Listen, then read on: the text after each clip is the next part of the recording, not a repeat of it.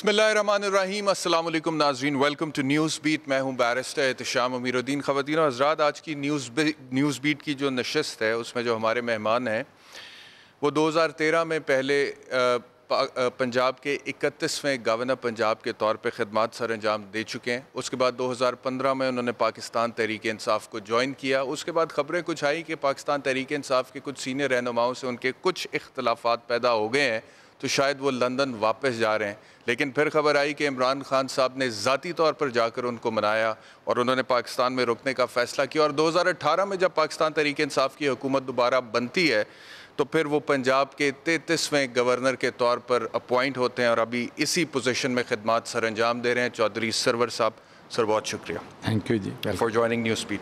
अच्छा सर, सवाल तो बहुत सारे हैं, गवर्नमेंट की कारकर्दगी के हवाले से भी, पंजाब की पॉलिटिक्स के हवाले से भी, इत्तेहादियों के हवाले से भी, अंदरूनी और बैरूनी ख़तरात जो पाकिस्तान तहरीक इंसाफ की गवर्नमेंट को आजकल मीडिया में बाज़गश्त है कि हैं, उनके हवाले से भी। लेकिन सबसे पहले I want to ask a few questions on a personal level. मैं आपकी प्रोफाइल देख रहा था, 1997 से लेके 2010 तक आप बरतानिया में मेंबर ऑफ द पार्लियामेंट रहे। उसके बाद आप पाकिस्तान आते हैं, गवर्नर बनते हैं मियाँ नवाज शरीफ साहब के दौरे हुकूमत में, शहबाज साहब पंजाब में, आप सेनेटर भी रहे, अब दोबारा आप गवर्नर हैं। तो सबसे पहला सवाल मेरा ये है कि आपने पॉलिटिक्स बरतानिया में भी की, आपने पॉलिटिक्स पाकिस्तान में भी की है, क्या फ़र्क है? पहली बात तो ये है कि बरतानिया की पॉलिटिक्स सेंचुरीज़ ओल्ड है, कंसिस्टेंसी है, अदारे मजबूत हो गए हैं। और सबसे इम्पोर्टेंट बात यह है कि जो पॉलिटिकल पार्टीज़ हैं वो शख्सियात से ज़्यादा मजबूत हैं।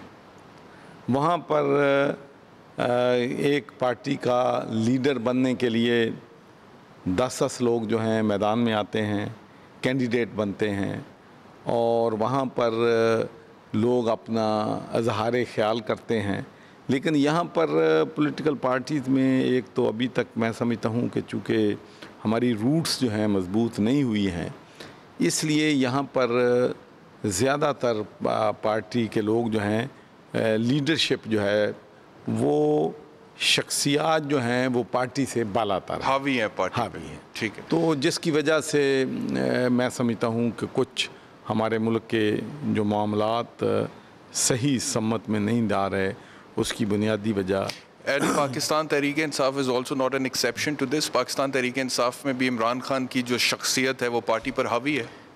बिल्कुल जी, कोई ऐसी मुझे नहीं नज़र आती कि पाकिस्तान में जो पॉलिटिकल पार्टी है जो जिसकी शख्सियत जो है वो पार्टी पे है भी ना। तो फिर जिस बुनियाद पर PMLN पे या पीपल्स पार्टी पे खान साहब या पाकिस्तान तहरीक इंसाफ तनकीद करते थे कि वहाँ पर शख्सियात हावी हैं, इदारे नहीं बन सके, पार्टी में जमहूरियत नहीं, इलेक्शंस नहीं होते हैं, बाप के बाद बेटा आ रहा है, फिर बाप के बाद बेटी आ रही है, तो खैर अभी वो मारूसियत तो हमें नहीं नज़र आई पाकिस्तान तहरीक इंसाफ में। लेकिन खान साहब एक पॉजिटिव पॉइंट आपने खुद हाँ, ही बता दिया। जो है जी वो तो हम कहेंगे ना। लेकिन खान साहब माशाल्लाह उन्हें ज़िंदगी से दे, ताहयात वही चेयरमैन हैं पाकिस्तान तहरीक इंसाफ के। देखें, ये फ़ैसला तो उन्होंने करना है, लेकिन ये बात यकीनी है कि जब तक उनकी ख्वाहिश है पार्टी का चेयरमैन रहने की, कोई जो है उनके मुकाबले में नहीं आएगा। और कोई जमहूरी निज़ाम, इलेक्शन, इंट्रा पार्टी इलेक्शंस कुछ ऐसा नहीं है जो चेयरमैन का इंतखाब करे? आपको मालूम है कि यहाँ पर हुई थी और मैं भी पंजाब के प्रेसिडेंट का इलेक्शन लड़ रहा था जी, और वो बदकिस्मती से वो इलेक्शन पोस्टपोन हो गया। और मैं आज भी ये समझता हूँ कि वो सिलेक्शन अगर वो हो जाता, तो शफकत महमूद मेरे मुकाबले में कैंडिडेट थे, तो हम दोनों की राय है। मैं पिछले हफ्ते शफकत महमूद साहब की वालदा इंतकाल कर गई हैं, तो मैं अफसोस करने के लिए उनके पास गया था, तो हमारी दोनों की एक ही राय थी कि अगर उस वक्त इलेक्शन हो जाते तो पार्टी में जमहूरी कदरें मजबूत हो जाती, तो ये हमारी पार्टी के लिए, हमारे मुल्क के अभी जब फवाद चौधरी साहब ये बयान देते हैं कि इमरान खान साहब अगर पार्टी का नाम बदल के इमरान खान की पार्टी भी रख दें तो भी यही पोजीशन होगी, यानी कि PTI की नफ़ी कर दी उन्होंने बतौर सियासी जमात, तो ऐसी देखिए मैं अर्ज़ करूँ जी, बिफोर पार्टी जो है वो उसकी नफ़ी नहीं होती, पार्टी के लोग माटर ज़रूर करते हैं। ठीक, जब इमरान खान अकेला लीडर था पार्टी में, जो पहले इलेक्शन हुए तो उनमें उनको कामयाबी नहीं हुई, लेकिन उसके बाद शाह महमूद कुरैशी साहब आए हैं और बहुत से लोग जो हैं पार्टी के अंदर आए हैं। मैं भी जब पार्टी में शामिल हुआ हूँ तो यकीनी तौर पर मैंने बहुत से देखा कि वहाँ परवेज़ खटक भी है, शाह महमूद कुरैशी भी है, जहांगीर तरीन साहब अगरचे मेरे उनसे इख्तलाफात थे लेकिन वो भी था। तो नज़र आता था कि पार्टी में एक क़यादत है जो कि पावर में आने के बाद यकसोई से काम करके मुल्क की तकदीर जो है वो बदल सकती है, मुल्क का निज़ाम बदला जाता है, क्योंकि मुल्क का निज़ाम टीम वर्क से बदला जा सकता है। लेकिन अगर हम ये कहें कि हम सारे एक तरफ हो जाएं और पार्टी में लोग जो हैं पूछें कि वोट किसको दिया है तो वो कहेंगे वो इमरान खान को दिया है। सही है। आपने शाह महमूद कुरैशी साहब का जिक्र किया, तो कैसे ताल्लुकात हैं उनके साथ? नहीं, मैंने जहांगीर तरीन का आपने नहीं पूछा कि मैं उनका भी भी जिक्र पूछूंगा किया। इसके बाद। मैंने तो दोनों का जिक्र किया। मैं उनका भी पूछूंगा आपसे। बिल्कुल, मेरे तल्कात पार्टी की तमाम जो लीडरशिप है हाँ। उसके साथ बड़े खुशगवार तल्कात हैं, इसलिए कि मैं समझता हूँ कि जब हम इक़्तिदार में आ गए और हैं। पहले इख्तलाफात क्या थे जब खान साहब ने आपको मनाया कि ना जाएं नहीं, लंदन? नहीं, ऐसी कोई बात नहीं थी। मेरा ख्याल कई दफ़ा ऐसी चीज़ें होती हैं, लेकिन एक जमहूरियत का हिस्सा है तो मेरा नहीं ख्याल कि इस पर हमें जो है इतनी ज़्यादा कोई परेशानी की ज़रूरत है कि अगर हम में कभी कभी कोई इख्तलाफ राय होता है। जहांगीर तरीन साहब आपने कहा जिक्र नहीं किया मैंने, मैं पूछ लेता हूँ, वापस आ रहे हैं? भाई मुझे नहीं मालूम कि वापस आ रहे हैं या नहीं आ रहे हैं, लेकिन I don't see any reason for him not to come back. Sugar inquiry report is not a reason to big face enough. कर देखिए, मैं आपका अर्ज़ करूं, ये जब आप पॉलिटिक्स में आते हैं या पॉलिटिक्स में नहीं भी हैं तो कानून की नज़र में हम सब बराबर हैं। अगर मेरी किसी चीज़ पे इन्वेस्टिगेशन होती है तो मैं यहाँ बैठ के मुकाबला करूँगा, मुल्क में रह के मुकाबला करूँगा, और मेरा ख्याल है कि हम सबको जो कानून की हुक्मरानी है उसको लेकिन तस्लीम जहांगीर करनी चाहिए। साहब तो अभी मुल्क में नहीं है। नहीं, अभी ये हम नहीं गैस कर सकते कि चूँकि वो चंद हफ्तों के लिए गए हैं और हम ये तसव्वुर करना शुरू कर दें। उन्होंने कहा था रूटीन चेकअप्स के लिए जा रहा हूँ, लेकिन ज़्यादा लंबा नहीं हो गया कह रहा हूँ कि जैसे मियां नवाज शरीफ साहब का लंबा होता जा रहा है मेरा ख्याल है दौरानिया। कि हम ऐसी कोई नहीं प्रेडिक्शन कर सकते कि वो आएंगे या नहीं आएंगे, ये वक्त बताएगा। ठीक है। दूसरा मुझे बताइएगा कि उनका क्या मुस्तकबिल है पार्टी में अब, जहांगीर खान तरीन का? देखें जी, पार्टी में उनका मुस्तकबिल जो भी चीज़ें हैं, जब आप अंडर क्लाउड होते हैं तो जब आपकी तहकीक होती है, इन्वेस्टिगेशन होती है, अगर आप एग्जानरेट हो जाते हैं तो यकीनी तौर पे पार्टी में मुस्तकबिल, तो it all depends what is the outcome. लेकिन अभी तो हालात काफ़ी कशीदा हैं उनके हवाले से। देखिए, मैं एक और आपसे मैं आपको शुगर इंक्वायरी देखिए मैं रिपोर्ट एक में आप उनके आपसे एक मैं आप अर्ज़ जी। करना चाहता हूँ कि पूरी दुनिया में जहाँ पे डेमोक्रेटिक इंस्टीट्यूशन जो हैं बड़े मजबूत हैं, जब आपके ख़िलाफ़ किसी किस्म की भी कोई इंक्वायरी जो है आ जाती है, किसी भी अदारे की फाइंडिंग्स आ जाती हैं जिसमें आप पे वो पिन पॉइंट करते हैं, इसलिए कि जो कन्विक्ट होना है, गिल्टी होना है, जो है नॉन गिल्टी होना है, वो तो अदालत के इख्तियार में है। अदारों का काम इन्वेस्टिगेशन करना है, एविडेंस को पायल अप करना है, और अगर वो कोर्ट्स में जाके स्टैकअप होता है तो लोग कन्विक्ट हो जाते हैं। नवाज शरीफ साहब इंटरव्यू देते हैं कि जी वज़रा की आपस की लड़ाइयाँ हैं। उन्होंने कहा कि जहांगीर खान तरीन साहब ने असद उमर साहब को निकलवाया, फिर असद उमर साहब ने तरीन साहब को निकलवाया, फिर शाह महमूद कुरैशी साहब और असद उमर साहब को वजाहतें देनी पड़ी। फिर हमने ये भी देखा कि आपकी पार्टी के बहुत सारे MNAs ने खुद आपकी पार्टी पर तनकीद की, काबीना के अपने मेंबर्स ने हुकूमत की कारकर्दगी पर तनकीद की। गुलाम सरवर साहब ने कहा कि जो नॉन इलेक्टेड लोग हैं वफाकी काबीना में बैठे हुए हैं, उनका क्या बैकग्राउंड है, कोई बताओ तो सही, ये इसी तरह आए हैं, बोरिया बिस्तरा लपेट के वापस चले जाएंगे। तो इस फैमिली के हालात कुछ अच्छे तो नहीं नजर आ रहे सर। इसे बैरूनी दुश्मन की आखिरी से बैरूनी दुश्मन की ज़रूरत है। उसमें आप पॉजिटिव भी ले सकते हैं, नेगेटिव भी ले सकते हैं। बिल्कुल सही बात है कि हमारी कलेक्टिव रिस्पॉन्सिबिलिटी है, जो लोग हम हुकूमत में हैं। देखिए, मैं आपसे अर्ज़ करूँ कि जब आप हुकूमत में होते हैं जी और आपके पास मिनिस्ट्रियल जॉब है, गवर्नमेंट जॉब है, तो फिर आप पे जो सक्सेस है उसका क्रेडिट भी कलेक्टिव है, और फिर डिसक्रेडिट है, डिलीवरी नहीं हो रही, तो फिर उसमें भी जो ज़िम्मेदारी है वो शेयर करनी पड़ती है। इसीलिए आप देख लें कि बरतानिया में, मैं आपको मिसाल देता हूँ कि जब इराक जंग पे वोट हो रहा था जी। तो रॉबिन कुक जो कि फॉरेन सेक्रेटरी थे, फॉरेन मिनिस्टर थे, तो उन्होंने हुकूमत के ख़िलाफ़ वोट देने से पहले रिज़ाइन किया था, इस्तीफ़ा दिया था।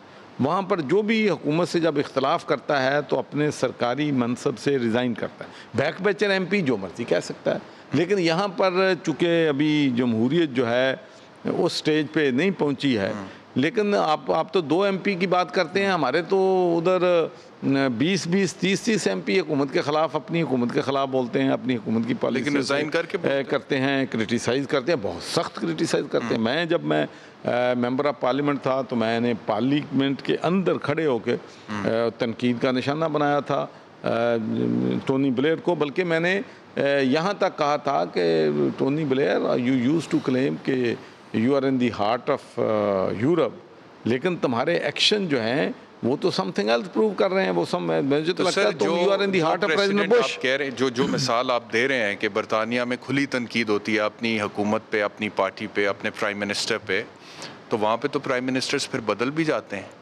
हमने देखा है कि मुख्तलिफ औकात में बहुत सारे प्राइम मिनिस्टर्स को रिज़ाइन करना पड़ा। तो वहाँ तनकीद होती है ना, मैं जितनी मर्जी तनकीद कर लूँ अपने वहाँ पे प्राइम मिनिस्टर पे, जो मर्जी कर लूँ, अगर मैं पाकिस्तान में वो तनकीद करता किसी भी पॉलिटिकल पार्टी में, तो पार्टी से बाहर होता बंदा। इमरान खान पे अपनी तनकीद कर सकते? नहीं, तनकीद एक लेवल पे, लेकिन अपने जो है इन प्राइवेट हम जो मर्जी कर सकते हैं, लेकिन पब्लिक में हमें ये सोचना है। देखना, एक तरफ तो आप लोग कह रहे हैं अगर आप इस इंटरव्यू में इमरान खान साहब पे तनकीद कीजिए, मेरी बात सुने, आप कंट्राडिक्ट कर रहे हैं अपने आप। एक तरफ तो कह रहे हैं कि पार्टी का बड़ा नुकसान हो रहा है, नहीं मैं आदमी कर रहे हैं, दूसरी तरफ करते हैं कि आप तनकीद कर सकते हैं। तो मैं ये कहता हूँ कि when you are in government you must choose your words very carefully, think 3 time, और ख़ास कर उन हालात में देखो ना, ये अगर तनकीद अगर एक तरफ हम तनकीद की बात कर रहे हैं, मैं यूरोप की, लेकिन वहाँ पर तनकीद करने में इतना बड़ा हंगामा भी खड़ा नहीं होता कि पार्टी के अंदर इख्तलाफ हो गए हैं, पार्टी कमज़ोर हो गया क्योंकि तनकीद कर रहे हैं। लेकिन यहाँ तो मीडिया जो है, यहाँ तो मीडिया 1 मिनट में एक लफ्ज़ हमारी जो है, अगर हम अपनी ज़ेर ज़बर भी अदा कर सकते हैं तो आप पकड़ लेते हैं हमें। मीडिया तो वहाँ पे भी बड़ा वाइब्रेंट है, डेमोक्रेसी है, फ्रीडम ऑफ स्पीच है, लेकिन वो इस खतरा नहीं बनाते कि पार्टी को खतरा हो गया है, मुल्क को खतरा हो गया क्योंकि एक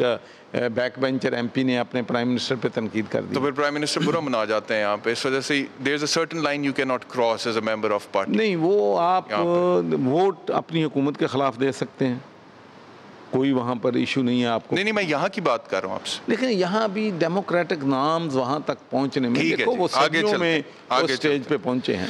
अच्छा सर, मुझे बताइएगा कि जहांगीर खान तरीन साहब जब सुप्रीम कोर्ट से उनके खिलाफ नाअहली का डिसीजन आया, तो उसके बावजूद हमने देखा कि वफाकी काबीना के इजलासों में शिरकत करते रहे, सही था?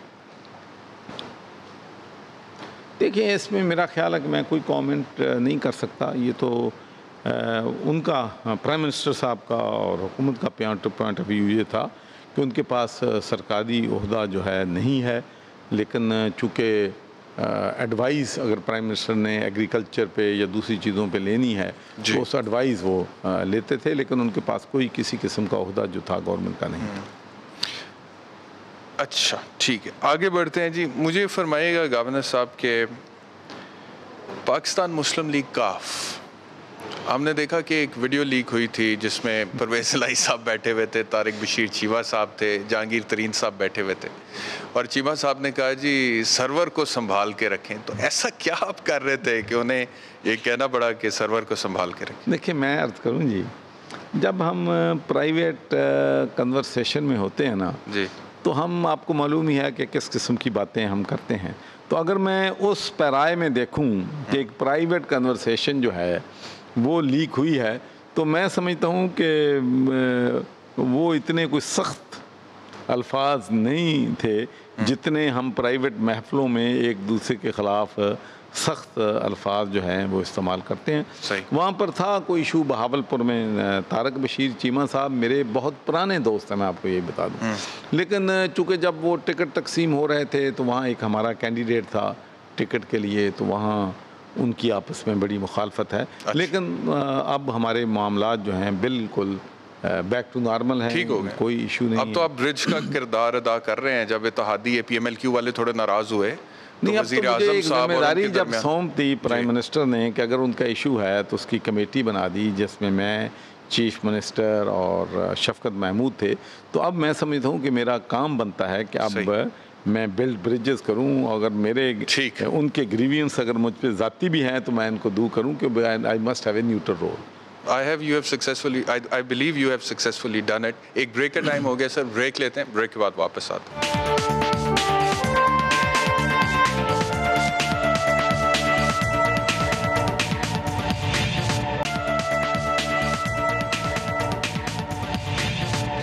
Welcome back to news beat. Governor साहब, ये पाकिस्तान मुस्लिम लीग काफ हर थोड़े दिनों बाद नाराज़ हो जाते हैं, कोई स्टेटमेंट दे देते हैं, बजट में कहते हैं हम वोट तो दे देंगे लेकिन जो प्राइम मिनिस्टर शाइया देते हैं उसमें नहीं आएंगे।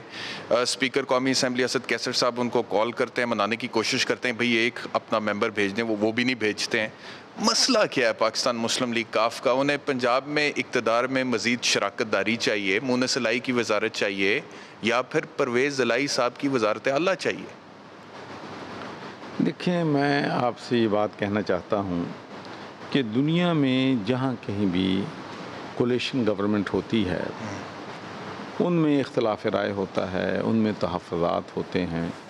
हमारी पार्टी बरसर इक़्तिदार है, हमारी पार्टी के अंदर जो है रिजर्वेशंस हैं कि मेरे हलके में क्या हो रहा है, मेरे हलके में फ़ंड्स कितने आ रहे हैं, मेरे हलके में जो अफसर लगाए गए हैं वो काम कर रहे हैं नहीं कर रहे, इलेक्टेड लोगों से तावन कर रहे हैं नहीं कर रहे।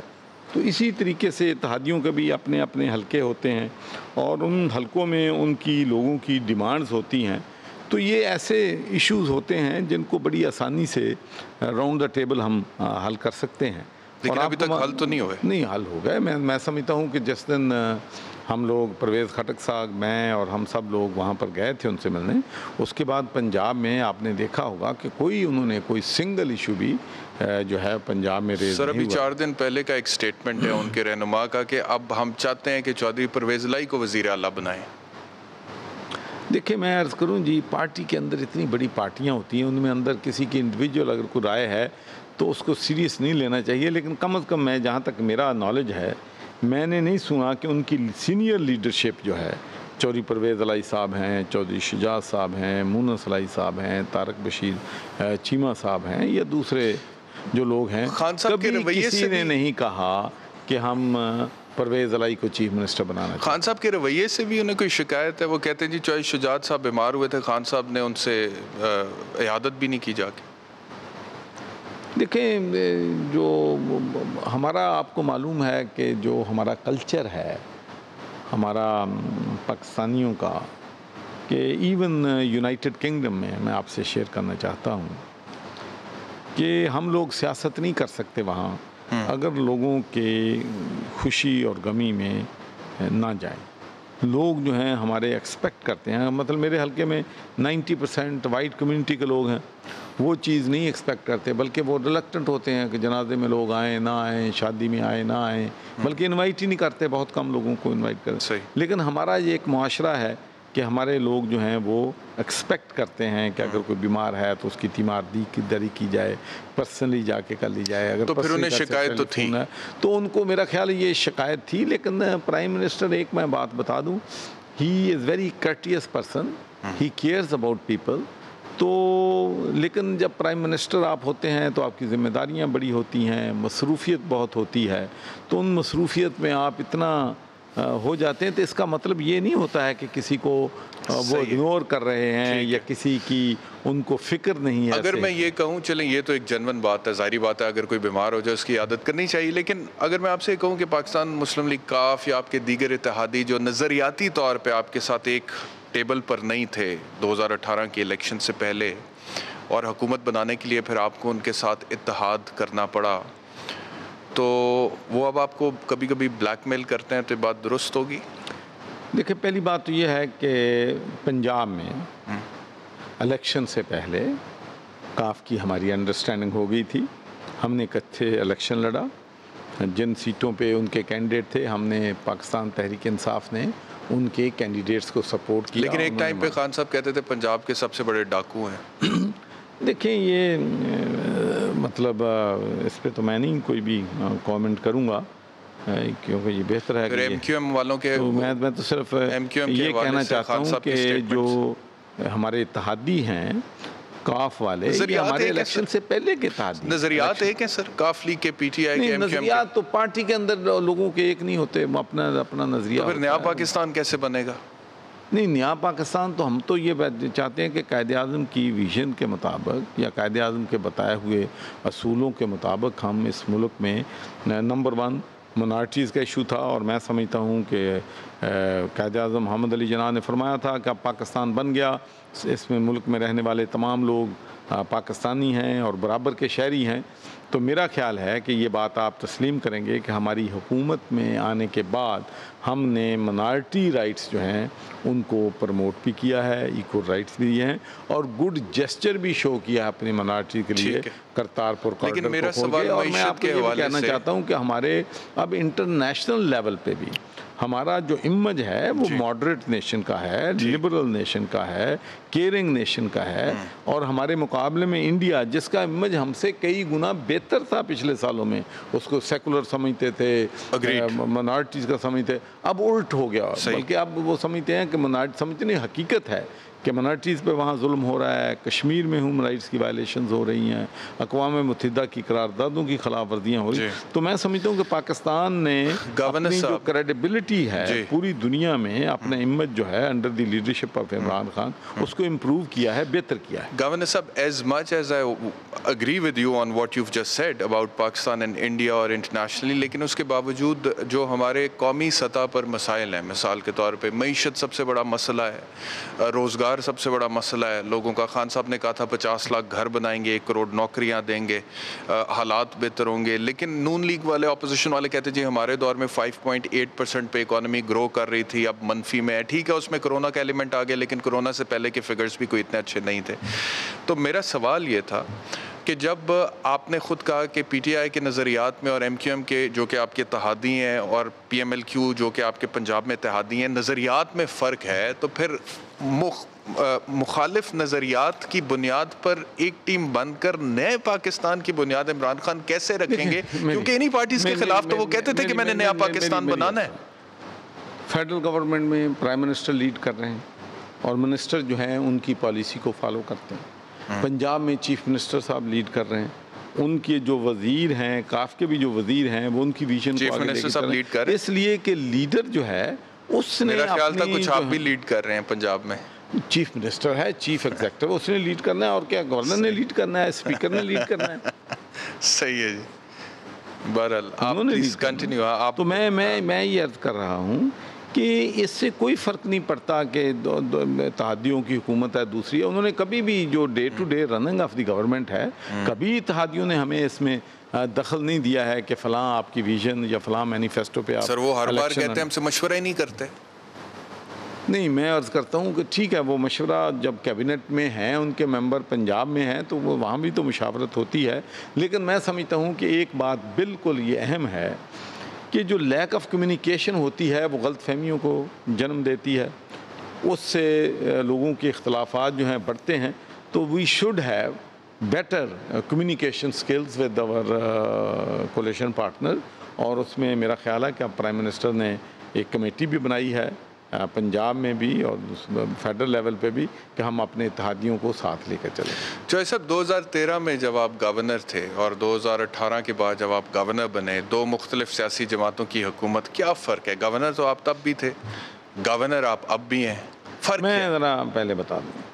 पहली बात तो ये है कि गवर्नर का कॉन्स्टिट्यूशनल रोल वही है आज भी जो 2013 में, लेकिन एक फ़र्क तो जो मुझे वाज़े नज़र आता है as a chancellor now, I will say, not as a governor. तो आपको मालूम है कि जो गवर्नर होता है पंजाब का, वो पब्लिक और प्राइवेट यूनिवर्सिटीज़ का चांसलर भी होता है जी। तो मैं समझता हूँ कि ये हमने एक बहुत बड़ा प्रेसिडेंट सेट किया है कि हमने फ़ैसला किया कि हम तमाम जो वाइस चांसलर्स हैं उनकी अपॉइंटमेंट जो है वो मेरिट पे करेंगे। इसलिए कि मैं पैशनेटली बिलीव करता हूँ। नहीं हो रही थी 2013। मैं आपको बता दूं का क्या होता था उस वक्त। ये होता था कि सर्च कमेटी को कहा जाता था कि आप हंट करें, लोग अप्लाई करते थे जी। फिर वो 3 लोगों की 5 लोगों की लिस्ट बना के भेज देते थे कि ये लोग हमने नॉमिनेट किए। और उनमें से किसी एक को चीफ मिनिस्टर या एजुकेशन मिनिस्टर या गवर्नमेंट आप कह लें, उनको एक वाइस चांसलर अपॉइंट कर। अच्छा, अब आप मेरे वाइस चांसलर से पूछें, हर एक आपको ये कहेगा कि अगर उन 3 में से एक का मसला होता तो शायद हम कभी वाइस चांसलर ना बन सके। और मैं एक बात आपसे शेयर करना चाहता हूँ, मैंने पाकिस्तान में ये एक्सपीरियंस किया है, ये मैं अपने तजर्बे की बुनियाद में कह रहा हूँ। यहाँ 3 साल अपोजिशन में रह के और तकरीबन अब 3.5-4 साल गवर्नमेंट में जी रह के जी जी कि जो सब में आखिर होता है, आखिर में होता है, उसकी सबसे ज़्यादा सिफारिशें होती। तो मेरा ख्याल है कि जो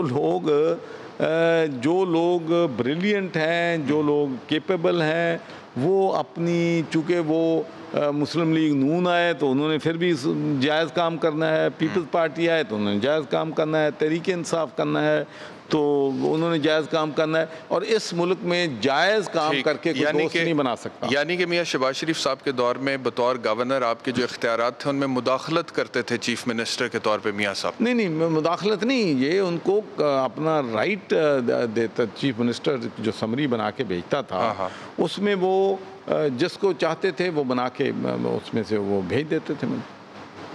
अभी ऐसा नहीं। अभी मैं आपको बता दूं कि अभी हमने एक भी वाइस चांसलर, 1-2 हुए हैं, उसमें भी इसलिए हुए हैं कि जो नंबर 1 था वो खुद refuse to take up the job. जी जी। लेकिन अब हमने, और इसमें एक बड़ी अहम बात है कि अगर आप वाइस चांसलर, नहीं, मेरा अपना कॉन्स्टिट्यूशनल रोल था, उनका रोल था, कोई हमारी इसमें कोई कभी ना बहस ना लड़ाई कभी नहीं। कहते हैं कि मियाँ साहब सारे इख्तियारात अपने पास ही रखते थे। नहीं, ये दूसरा फ़र्क मैं आपको बताने वाला हूँ कि दूसरा, गवर्नर के पास है क्या इख्तियार जो उन्होंने मुझसे लेना था?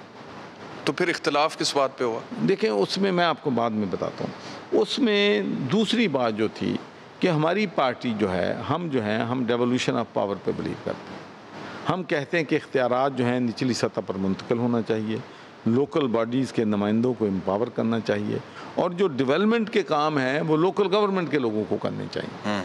लेकिन अभी बदकिस्मती से जो हमारी विज़न है, जो इमरान खान की विज़न है, अभी भी नहीं, अभी इलेक्शन नहीं हुए, अभी हम उसको इम्प्लीमेंट नहीं कर रहे। मैं तस्लीम कर रहा हूँ। दूसरा, हम ये चाहते हैं कि जो सरकारी अदारे हैं उनको सियासी मुदाखलत जो है उसको ख़त्म किया जाए, डीपोलिटिसाइज किया जाए इन अदारों को, इन अदारों को एम्पावर किया जाए। अभी सर नहीं हो सका, 2 साल हो गए सर। लेकिन मैं अर्ज़ करूँ, अब इसलिए हमारा कभी कभी आप भी सुनते हैं कि ब्यूरोक्रेसी से हमारा डिफरेंस ऑफ ओपिनियन हो जाता है, इसलिए कि अब जो डिस्ट्रिक्ट्स में एडमिनिस्ट्रेशन लगती है जी जी, वो ज़्यादातर, मैं नहीं 100% तो नहीं मैं कह सकता क्योंकि मैं तो नहीं हूँ चीफ मिनिस्टर, को तो चीफ मिनिस्टर जानते होंगे बेहतर, लेकिन मेरा अपना जो इन्फॉर्मेशन है वो ये है कि मेजॉरिटी जो है डिस्ट्रिक्ट्स में या सेक्रेटरीज जो लगाए हुए हैं वो चीफ सेक्रेटरी और आईजी साहब जो हैं वो फैसले करते हैं।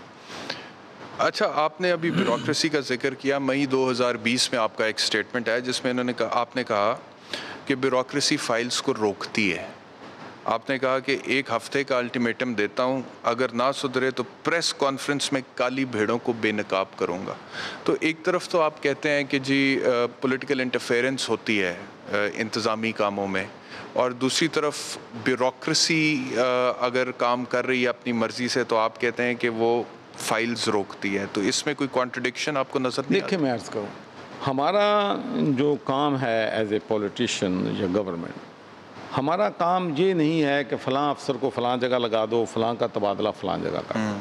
लेकिन एज ए गवर्नमेंट अगर हमारी फाइल्स मूव नहीं हो रही, डिसीजन इम्प्लीमेंट नहीं हो रहा है, तो फिर तो डायरेक्ट गवर्नमेंट की कारकर्दगी उससे अफेक्ट होती है। सही है। तो government is responsible for the day to day running of the province.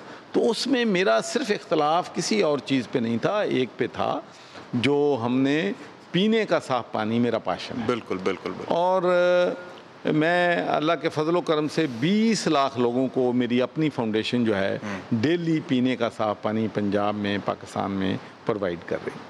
तो मुझे ग्रीवियंस जो था तो और है भी, हर्डल क्रिएट और रहेगा भी कि इसको आबे पाक अथॉरिटी को बनाने में, उसको आगे बढ़ाने में काफ़ी बैरियर, हर्डल्स क्रिएट करती है सर ब्यूरोक्रेसी। तो बड़ा अच्छा काम है, नेकी का काम है। यही मैंने उस दिन मैंने क्या कहा, मेरा लोग मरते हैं गंदा पानी पीने से, बीमारियों का शिकार होते हैं। मेरा बड़ी इज्जत करती है ब्यूरो, मैं उनकी बड़ी इज्जत करता हूँ। बड़े हमारे आउटस्टैंडिंग अफसर हैं, अपने खासकर ये कोविड-19 में इन्होंने सही लीडरशिप तो क्यों हर्डल्स क्रिएट करते हैं? तो अल्लाह जाने क्या इशू था कि इसलिए कि पावर अपने हाथ से नहीं जाने चाहिए। ब्यूरोक्रेसी भी पॉलिटिसाइज्ड है।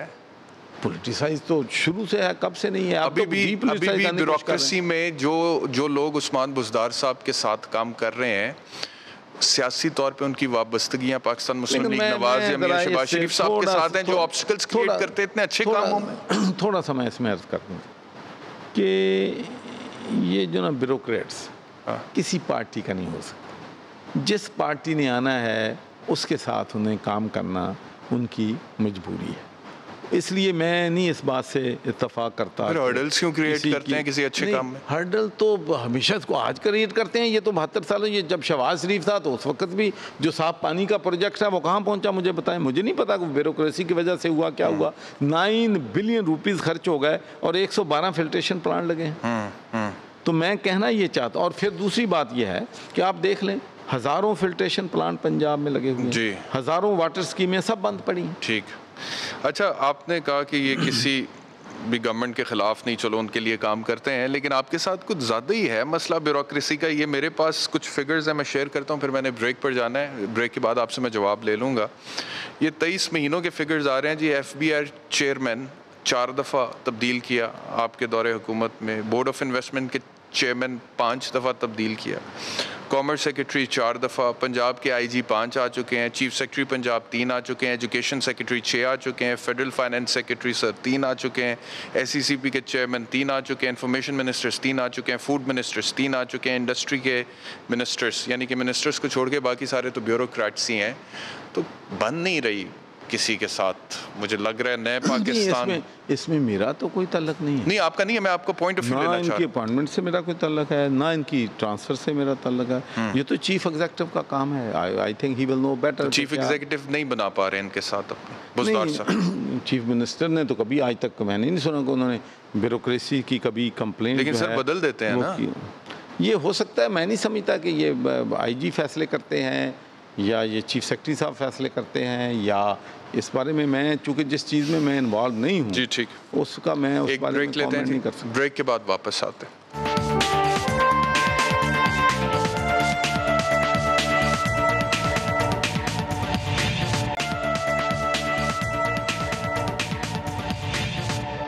Welcome back to news beat. Governor Punjab चॉइस सर्वर साहब के साथ हम गुफ्तगू कर रहे हैं। गवर्नर साहब, ये अब आ जाते हैं आखिरी सेगमेंट है कुछ कारकर्दगी की तरफ आपकी गवर्नमेंट्स की। अच्छा जी, जिस लेवल पे लोगों की एक्सपेक्टेशंस थी कि पाकिस्तान तहरीक इंसाफ या इमरान खान डिलीवर करेंगे, अनफॉर्चुनेटली वैसा हुआ नहीं। क्या वजह है? क्या टीम सिलेक्शन में मसला है? गवर्नेंस की जो अप्रोच है उसमें मसला है? खान साहब बहुत माइक्रो लेवल पे करते हैं फोकस, देसी अंडे, कट्टे, मुर्गियाँ, और मैक्रो लेवल पे इतना ज़्यादा तवज्जो नहीं देते। तो क्या वजह है जी? देखिए, मैं अर्ज़ करना चाहता हूँ कि इसमें कोई शक नहीं कि जब हुकूमतें आती हैं, इलेक्शन से पहले सियासी पार्टियाँ लोगों से वादे वईद करती हैं, और फिर जब उनकी एक्सपेक्टेशन बहुत ज़्यादा हाई होती हैं, मीट नहीं होती, तो यकीनी तौर पर लोगों में एक जो है नाराज़गी पाई जाती है। तो मैं ये नहीं कहता कि जो है हमने पाकिस्तान के तमाम मसाइल जो हैं पिछले 2 सालों में हमने हल कर दिए हैं, लेकिन एक बात मैं ज़रूर कहना चाहता हूँ कि हमारे जो चैलेंजेस थे वो बहुत बड़े थे। सबसे पहला आपको मालूम है कि हमारा चैलेंज था, और तमाम कमेंटेटर और मुआशियात के सारे माहिर ये कह रहे थे कि पाकिस्तान जो है डिफ़ॉल्ट कर जाएगा, पाकिस्तान बैंकरप्ट हो जाएगा, पाकिस्तान कर्ज़ों की अदायगी और कर्ज़ों पे सूद नहीं दे सकता। सही, पहला चैलेंज था। प्राइम मिनिस्टर सऊदी अरब गए हैं, प्राइम मिनिस्टर UAE गए हैं और पैसे लोगों से लिए हैं, और वो ख़तरा जो था हमारा वो टल गया। फिर लोगों ने कहा कि IMF जो है वो लोन नहीं देगी, IMF के साथ प्रॉब्लम होंगे। वो IMF के साथ भी तमाम जो अपने इश्यूज़ थे उनको भी हुकूमत ने एड्रेस किया। फिर जो सबसे बड़ा इशू था जी, चाहे उसमें ग्रोथ की बात ठीक थी, इंपोर्ट बहुत ज़्यादा हो रही थी, एक्सपोर्ट बहुत कम हो रही थी, जी, एक एक्टिविटीज़ तो होती है ना, जब चीज़ें आती हैं जाती हैं। अगर इंपोर्ट ज़्यादा भी हो रही है तो जब इंपोर्ट हो रही है, जो बेच रहे हैं वो आगे बेच रहे हैं तो उनमें प्रॉफिट जनरेट कर रहे हैं, जॉब्स क्रिएट हो रहे हैं, जॉब तो होते हैं। लेकिन उसका नुकसान ये था कि हमारा जो करंट अकाउंट डेफिसिट है वो $20 बिलियन तक। सर इसमें कोई शक नहीं है, उसको आप $3 बिलियन पे ले आए हैं और खान साहब और मैं बहुत बड़ी समझता हूँ अचीवमेंट कि समझते ये हैं। एक बहुत बड़ा, लेकिन एक इसका दूसरा एंगल ये है कि उस डेफिसिट को कम करने के लिए जो इंपोर्ट्स थी उनको सब्सटैंशियली पाकिस्तान तहरीक इंसाफ ने गिराया।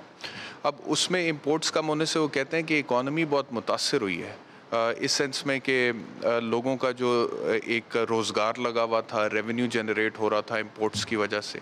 वो कहते हैं पाकिस्तान मुस्लिम लीग नून वाले किसी ना किसी तरीके से मैनेज ही कर रहे थे, डिफ़ॉल्ट किया तो नहीं पाकिस्तान।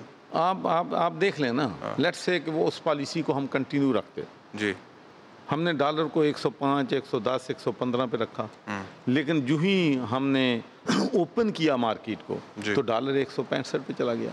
देखें मेरे भाई, एक बात ज़हन में रखें कि दुनिया का कितना बड़ा मुल्क हो, जिसका डॉलर मुल्क से बाहर $20 बिलियन ज़्यादा जाएगा, वो कंट्री सरवाइव नहीं कर सकता। इकोनॉमिक्स जो है उसने कलाप्स होना ही होना था। तो इसलिए मैं समझता हूँ कि ये जो डेफिसिट कम करना जो है ये हमारी टॉप प्रायोरिटी है। इसके कंसिक्वेंसेस हैं, इससे नुकसान हुआ है, लोगों के जॉब्स गए हैं, लेकिन इसके अलावा कोई और अल्टरनेटिव तो नहीं। अब इसके समरात अवाम को कब मिलेंगे? लेकिन देखें, अवाम को समरात जो हैं वो हमारा ख्याल था कि पहले जो 2 साल हैं, 1.5 साल हैं, we are making difficult decisions और उसके बाद चीज़ें जो हैं वो बेहतर होना शुरू हो जाएंगी। उसके बाद बदकिस्मती से कोविड-19 आ गया, जिसकी वजह से न सिर्फ पाकिस्तान, आप देख लें कि बरतानिया जैसा मुल्क 1 महीने में उनकी जो इकॉनमी है वो तकरीबन 20% जो है वो जो है श्रिंक हुई है। तो इसी तरह अमेरिका का आप देख लें, तो दुनिया के बड़े बड़े ममालिक जो हैं, रिचेस्ट कंट्री जो हैं, G20 हैं, they are suffering because of corona. So there are challenges. और इसके बाद मैं आपको एक और बात शेयर करना चाहता हूँ। देखिए, $22 बिलियन हमें बैरून मुल्क पाकिस्तानियों से आता था, और जब हम $20 बिलियन की करंट अकाउंट डेफिसिट की बात करते हैं तो उसमें जो $22 बिलियन आता था वो भी शामिल था। अगर वो आप शामिल ना करें तो फिर डेफिसिट जो है हमारा $42 बिलियन था। सो इतनी भयानक उस वक़्त जो है हमारी मईशत की सूरत हाल थी। और अब देखें चैलेंज कितने बड़े हैं कि 1 लाख से ज़्यादा लोग मिडिल ईस्ट में बेकार हो गए हैं, उनको हम वापस लेके आ रहे हैं। पहले वो $बिलियंस हमें पैसे भेजते थे। तो अब चैलेंजेस हैं, लेकिन इंशाल्लाह वो इकट्ठे मिलके, मैं तो समझता हूँ कि अब इस वक्त है कि हमें सियासत नहीं करनी चाहिए। चलिए, कोविड के हवाले से आपने कहा चैलेंजेस हैं, समझ में आती बात, लेकिन कुछ चीज़ें ऐसी हैं जो लगता है कि गवर्नमेंट खुद ज़्यादा ख़राब कर देती है। मिसाल के तौर पे एक PIA की मिसाल है।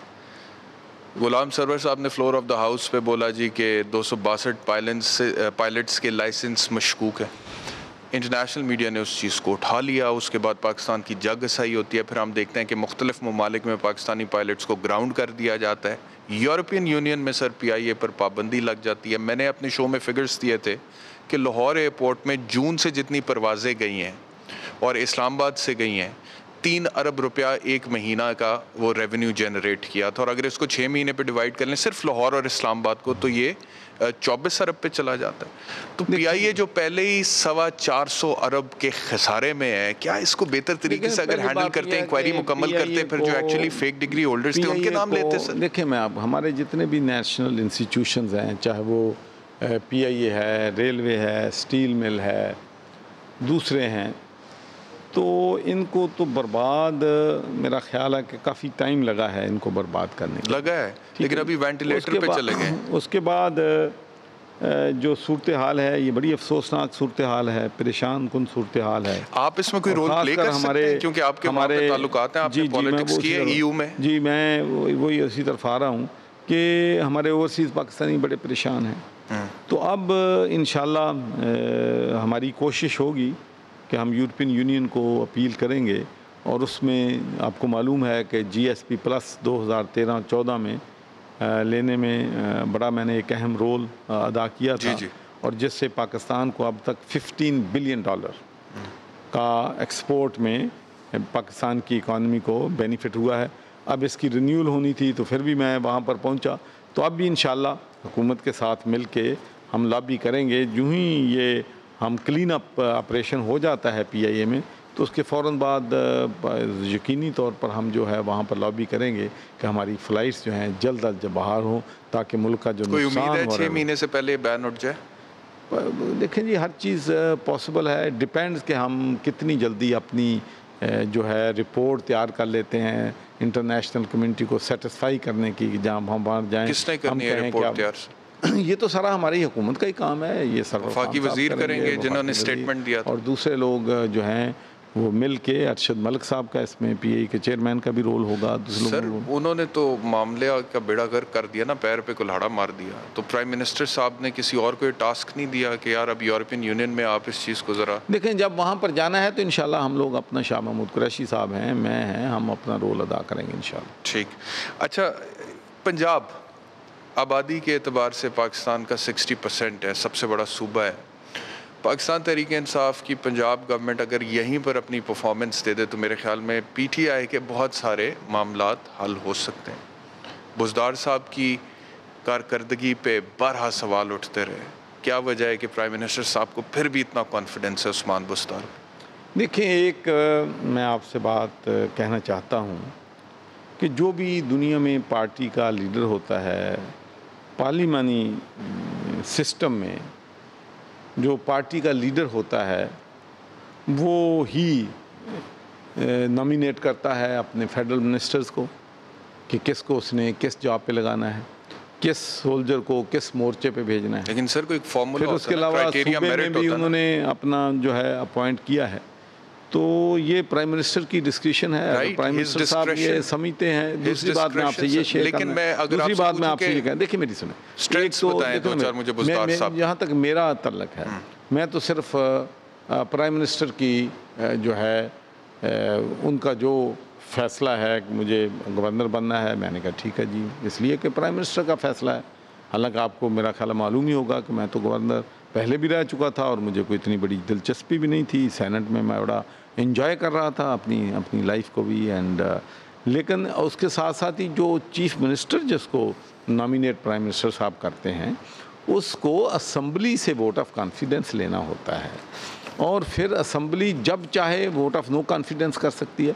तो मैं समझता हूँ कि अगर उस्मान बुज़दार साहब पिछले 2 साल से प्राइम मिनिस्टर का भी उनको पूरा जो है ट्रस्ट हासिल है और पंजाब असम्बली का भी उनको पूरा ट्रस्ट है, कोलेशन गवर्नमेंट का भी उन पर पूरा एतमाद है, तो फिर मेरा ख्याल है कि मीडिया या मैं और आप इसमें क्या कर सकते हैं? सर हम तो दुआ ही कर सकते हैं कि पंजाब के मसाइल हल हों और लोगों को रिलीफ मिले, क्योंकि आप देखें कि गवर्नमेंट प्राइस करती है फिक्स 850 पे आटे की बोरी की, वो बिक रही है 1000 रुपये से ऊपर।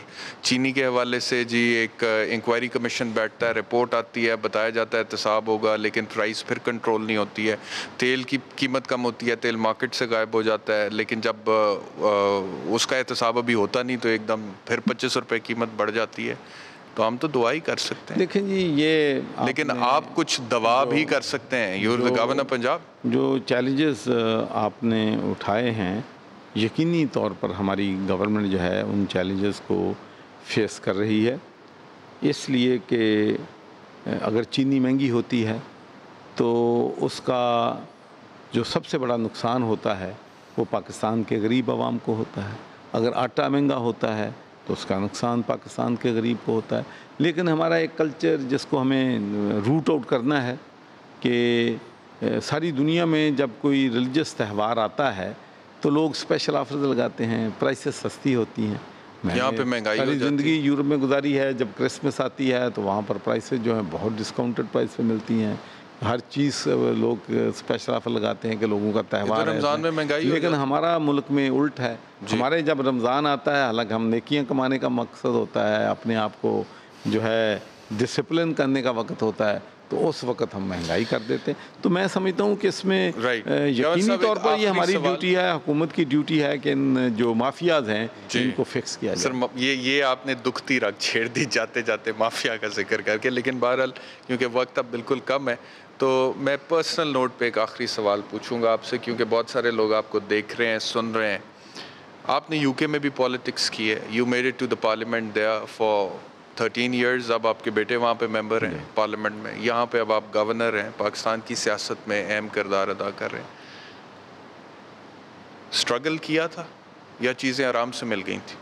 मुझे ज़िंदगी में कोई चीज़ जो है आराम से नहीं मिली। पिछली दफ़ा गवर्नरी सच्ची बात है आराम से मिली थी उसमें कोई मेरी स्ट्रगल नहीं थी। सही। तो सच्ची बात करनी चाहिए। अब जो गवर्नरी है, मैंने 3-3.5 साल धक्के खाए हैं, हर यूनियन काउंसिल में गया हूँ, हर तहसील में गया हूँ, हर कंस्टिट्यूंसी में गया हूँ, 10-10, 20-20 एक दिन जलसे किए हैं, लोगों को मोटिवेट किया है, तो फिर स्ट्रगल से हासिल हुआ है। मेंबर ऑफ पार्लियामेंट बना तो उसके लिए तो एक अपहीवल स्ट्रगल थी, माउंटेन्स ऑफ प्रॉब्लम थे। तो बिज़नेस में गए हैं, वहाँ माउंटेन्स ऑफ प्रॉब्लम थे। तो ये सारे चैलेंजेस होते हैं, लेकिन एक बात मैं बिलीव करता हूँ कि इंसान जो है घबराना नहीं चाहिए। नाकामी जो है वो इंसान को ज़िंदगी में कामयाबी लेके आती है। तो इसलिए मैं अपने ख़ासकर नौजवानों को हमेशा ये पैगाम देता हूँ कि hard work is the key to success. मैंने देखा है कि बहुत से लोग जो मेरे साथ स्कूल में पढ़ते थे, कॉलेज में पढ़ते थे, जो कि बहुत शार्प ब्रेन थे, एक्स्ट्रा ऑर्डिनरी इंटेलेक्चुअल के मालिक थे, लेकिन प्रैक्टिकल लाइफ में चूँकि उन्हें मेहनत करने की आदत नहीं थी, वो कामयाब नहीं हुए। और शॉर्टकट ना ढूंढें अपने आप को अमीर करने के लिए, किसी भी मकसद में कामयाबी के लिए। जो चीज़ आप मेहनत से हासिल करेंगे तो वो देर बाद चीज़ जो है वो। बहुत शुक्रिया गवर्नर पंजाब चॉइस सर्वर साहब। और जाते जाते चॉइस साहब ने भी कह दिया कि घबराना नहीं है। ये प्राइम मिनिस्टर साहब का जो एक जुमला है वो आपने भी बोरो किया, तो घबराएं नहीं और दुआ करें। और हम उम्मीद करते हैं जी हालात बेहतर हों, बाकी अल्लाह खैर करे। इंशाल्लाह कल आपसे दोबारा मुलाकात होती है। अपना ख्याल रखिए। अल्लाह हाफ़िज़।